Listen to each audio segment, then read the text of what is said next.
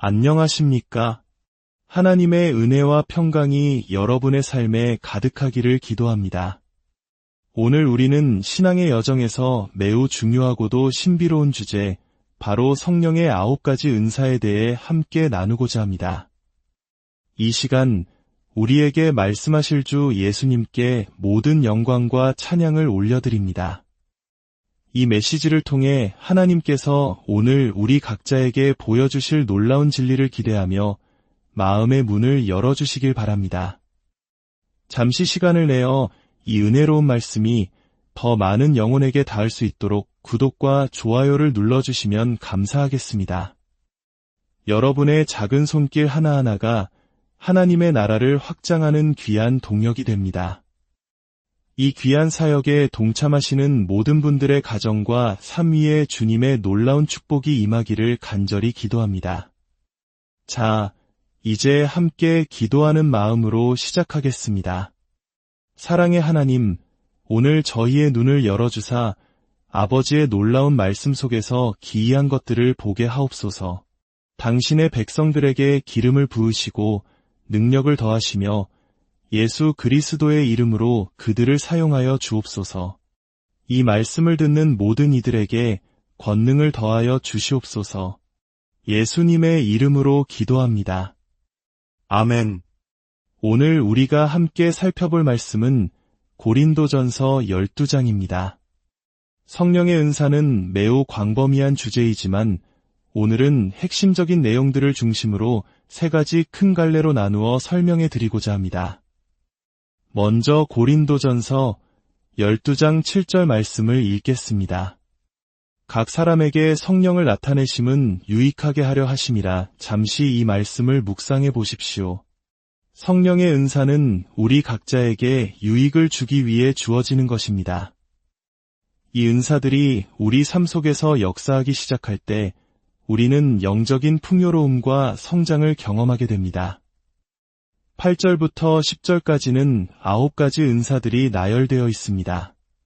어떤 사람에게는 성령으로 말미암아 지혜의 말씀을, 어떤 사람에게는 같은 성령을 따라 지식의 말씀을, 다른 사람에게는 같은 성령으로 믿음을, 어떤 사람에게는 한 성령으로 병 고치는 은사를, 어떤 사람에게는 능력 행함을, 어떤 사람에게는 예언함을, 어떤 사람에게는 영들 분별함을, 다른 사람에게는 각종 방언 말함을, 어떤 사람에게는 방언들 통역함을 주시나니 이 모든 일은 같은 한 성령이 행하사 그의 뜻대로 각 사람에게 나누어 주시는 것이니라. 아멘. 저는 이 9가지 은사를 여러분이 기억하기 쉽도록 3가지 그룹으로 나누어 보았습니다. 첫째는 계시의 은사입니다. 여기에는 지혜의 말씀, 지식의 말씀, 그리고 영들 분별함이 속합니다. 둘째는 언어의 은사입니다. 방언 말함, 방언 통역함, 그리고 예언함이 여기에 해당됩니다. 셋째는 능력의 은사입니다. 믿음, 병 고치는 은사, 그리고 능력 행함이 포함됩니다. 이 은사들은 교회를 온전하게 세우기 위해 주어진 하나님의 도구입니다. 고린도전서 14장 12절은 우리가 영적인 은사들을 사모하되 교회의 덕을 세우기 위하여 그것이 풍성하기를 구하라고 말씀합니다. 즉, 이 은사들은 우리를 영적으로 성숙하게 만드는 하나님의 선물인 것입니다. 또한 마가복음 16장은 믿는 자들에게 따르는 표적에 대해 이야기합니다. 이 은사들은 바로 우리가 하나님의 자녀임을 증명하는 자격 증명서와도 같습니다. 우리는 표적을 따라가는 자들이 아니라 표적이 우리를 따라오게 하는 믿음의 사람들입니다. 사도 바울이 9가지 은사를 모두 소유했던 것처럼 우리 역시 모든 은사를 사모하고 받을 수 있습니다. 하나님께서는 우리가 이 영적인 은사들에 대해 무지하기를 원치 않으십니다. 고린도전서 12장 1절은 형제들아 신령한 것에 대하여 나는 너희가 알지 못하기를 원하지 아니하노니 라고 분명히 말씀합니다. 하나님은 우리가 이 은사들을 알고 구하고 사용하기를 원하십니다. 이제 각 은사에 대해 하나씩 자세히 살펴보겠습니다. 먼저 계시의 은사 중 첫 번째, 지혜의 말씀입니다. 지혜의 말씀의 은사는 공부나 경험을 통해 얻을 수 있는 세상적인 지혜와는 다릅니다. 그렇다고 해서 우리가 공부나 경험을 게을리해도 된다는 뜻은 결코 아닙니다. 이 은사는 지식을 적용하는 능력, 특히 하나님의 말씀을 특정 상황에 정확하게 적용하는 초자연적인 능력입니다. 가장 완벽한 예는 예수님께서 광야에서 사탄에게 시험받으셨을 때입니다.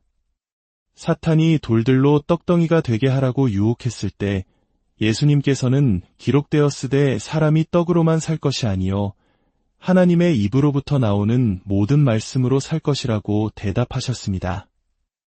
예수님은 정확한 순간에 정확한 말씀을 사용하여 사탄을 물리치셨습니다. 이것이 바로 지혜의 말씀의 은사가 나타난 것입니다. 이 은사는 다른 모든 은사들이 올바르게 사용되기 위해 반드시 필요한 기초와도 같습니다. 우리는 기도를 통해 이 지혜를 구해야 합니다. 사도 바울이 에베소서 1장 17절에서 에베소 교인들을 위해 기도했던 것처럼 말입니다. 우리 주 예수 그리스도의 하나님, 영광의 아버지께서 지혜와 계시의 영을 너희에게 주사 하나님을 알게 하시고 모든 은사는 기도를 통해 우리에게 임합니다. 두 번째 계시의 은사는 지식의 말씀입니다. 이것은 성령께서 우리의 필요나 어떤 문제에 대해 초자연적으로 주시는 구체적인 정보나 깨달음을 의미합니다.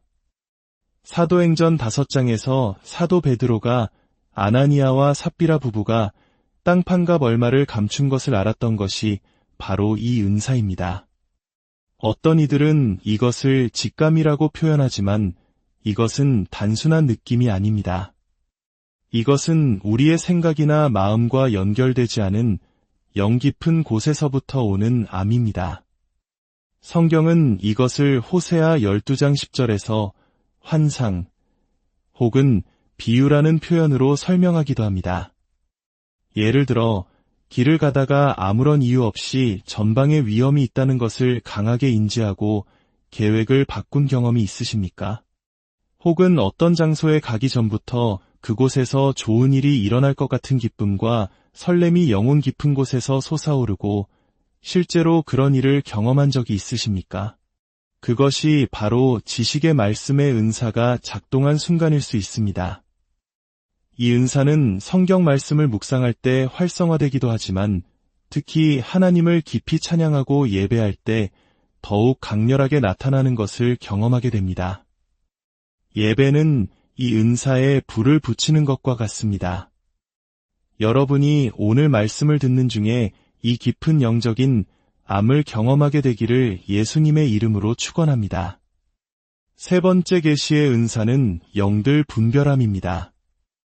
이것은 어떤 영적인 현상의 근원이 어디로부터 왔는지를 초자연적으로 감지하고 분별하는 능력입니다.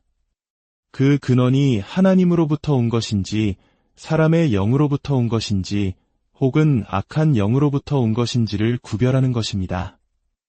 사도행전 10장에서 베드로는 이방인인 고넬료의 가정에 역사하시는 성령의 역사를 분별했습니다. 유대인으로서 이방인과 교제하는 것을 금기시했던 베드로였지만 그는 자신의 전통과 생각을 넘어 하나님의 역사를 정확히 분별하고 순종했습니다. 반대로 사도행전 8장에서는 마술사 시몬의 마음이 하나님 앞에서 바르지 못함을 분별해냈습니다. 이것은 사람의 영을 분별한 것입니다. 가장 놀라운 예는 사도행전 16장에 나옵니다. 점치는 귀신 들린 여종 하나가 바울 일행을 따라다니며 이 사람들은 지극히 높은 하나님의 종으로서 구원의 길을 너희에게 전하는 자라고 여러 날 동안 외쳤습니다.